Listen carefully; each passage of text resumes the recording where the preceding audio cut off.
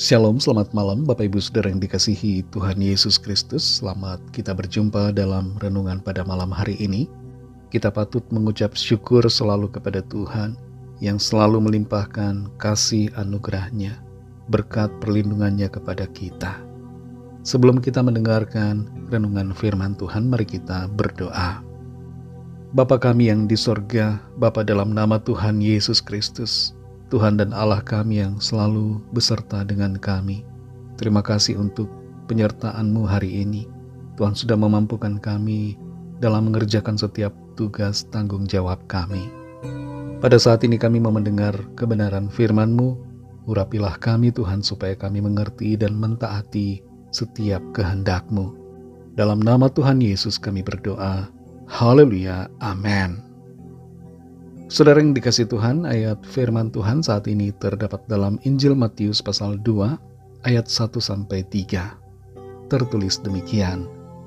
Sesudah Yesus dilahirkan di Betlehem di tanah Yudea pada zaman Raja Herodes, datanglah orang-orang Majus dari timur ke Yerusalem dan bertanya-tanya, "Di manakah dia, raja orang Yahudi yang baru dilahirkan itu? Kami telah melihat bintangnya di timur, dan kami datang untuk menyembah dia." Ketika Raja Herodes mendengar hal itu, terkejutlah ia beserta seluruh Yerusalem. Saudara yang dikasih Tuhan, dalam tradisi Armenia, orang-orang Majus yang datang ke Betlehem diidentifikasi sebagai Baltasar dari Arabia, Melchior dari Persia, dan Kaspar dari India. Namun demikian, siapa sebenarnya orang-orang Majus ini secara detail tidak dituliskan di dalam Alkitab. Namun yang pasti mereka adalah orang-orang yang bijaksana.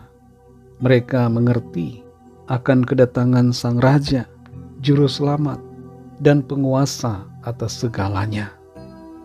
Kedatangan orang-orang Majus dari timur ini melibatkan suatu proses perjalanan yang panjang. Dalam perjalanan mereka untuk bertemu dengan raja yang baru lahir itu, mereka harus berkorban, menjalani proses perjalanan yang tidak dekat, perjalanan yang penuh dengan bahaya, demi untuk menjumpai pribadi yang agung itu.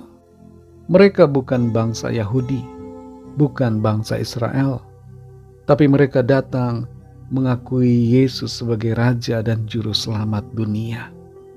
Kehadiran mereka menunjukkan bahwa keselamatan dari Allah di dalam Kristus Yesus Tuhan tersedia bagi semua orang, bukan hanya untuk satu bangsa. Ada satu hal yang sangat menarik dari kedatangan orang-orang Majus ini, yaitu kedatangan mereka membuat Herodes kaget, Herodes terkejut, dan kalau kita baca di ayat-ayat selanjutnya, Herodes memerintahkan pembunuhan semua bayi di Betlehem yang berumur di bawah 2 tahun. Di satu sisi, kedatangan para Majus membawa berkat, persembahan buat Yusuf dan Maria yang tertuju untuk bayi Kristus. Mereka membawa emas, kemenyan, dan mur sebagai persembahan yang mahal. Tapi efek di balik itu, kedatangan para Majus ini membuat Herodes murka, dan akibatnya Yusuf dan Maria harus menyingkir, membawa bayi Kristus itu pergi ke Mesir. Perjalanan mengungsi ke Mesir bukanlah perjalanan yang mudah, dan itu pun membutuhkan upaya, tenaga, dan pemikiran yang tidak sedikit. Pengungsian ke Mesir itu bukanlah hal yang nyaman buat Yusuf dan Maria. Dalam hal ini, Yusuf dan Maria tidak mempersalahkan orang-orang Majus. Kalau saja Yusuf dan Maria punya karakter yang suka menyalahkan, maka mereka bisa saja mengatakan, ini semua gara-gara orang-orang Majus yang datang ke Yerusalem, berjumpa dengan Herodes, dan membuat Herodes marah dan membuat keputusan untuk membunuh semua bayi yang ada di Betlehem. Seharusnya orang-orang Majus itu tidak datang, supaya kita tidak perlu mengungsi, dan tidak perlu ada pembunuhan anak-anak di Bethlehem. Sikap menyalahkan seperti ini tidak akan ada habis-habisnya dan tidak akan menyelesaikan persoalan. Pengungsian Yusuf dan Maria menuju ke Mesir dengan bayi Kristus pada akhirnya bertujuan menggenapi nubuatan para nabi. Ada tujuan yang lebih besar di balik semua peristiwa demi peristiwa yang terjadi. Saudara yang dikasihi Tuhan, apakah kita seringkali menyalahkan keadaan, menyalahkan orang-orang di sekitar kita? Ketika ada kegagalan, ada masalah, apakah kita selalu menyalahkan sesama kita? Dalam keluarga, menyalahkan suami, menyalahkan istri, menyalahkan anak-anak, atau menyalahkan orang tua. Kalau kita masih suka menyalahkan orang lain, mari singkirkan sikap yang demikian dan arahkan pikiran kita kepada tujuan ilahi. Percaya bahwa dalam segala perkara Tuhan turut bekerja untuk membawa kebaikan bagi saudara dan saya. Terima setiap keadaan dengan hati yang bersukacita dan berserah kepada rencana Tuhan. Mari kita berdoa.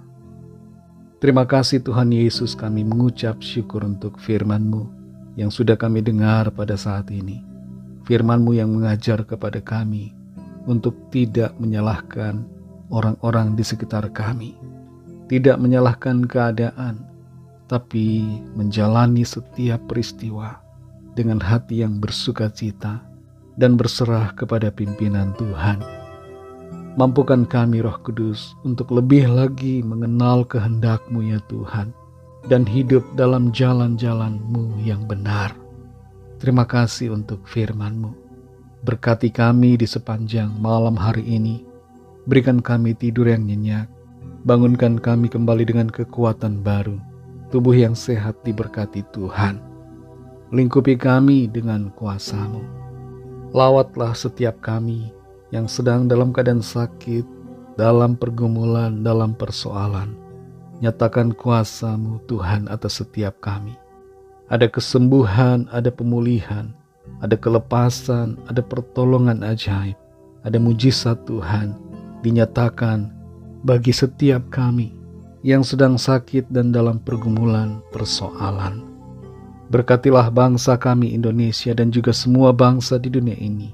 Curahkanlah Roh-Mu ya Tuhan, agar setiap orang dari segala bangsa percaya kepadamu dan menerima anugerah keselamatan.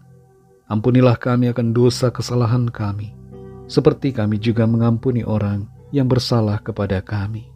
Dan pimpin kami menjadi sempurna, seperti kehendak-Mu. Dalam nama Tuhan Yesus Kristus, Tuhan dan Juru Selamat kami sudah berdoa dan mengucap syukur. Haleluya. Terimalah berkat Tuhan. Tuhan memberkati engkau dan melindungi engkau. Tuhan menyinari engkau dengan wajah-Nya dan memberikan kasih karunia. Tuhan menghadapkan wajah-Nya kepadamu dan memberikan damai sejahtera.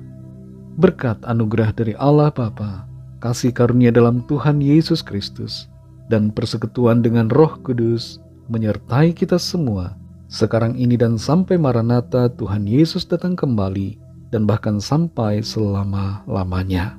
Dalam berkat nama Tuhan Yesus Kristus, haleluya, amin.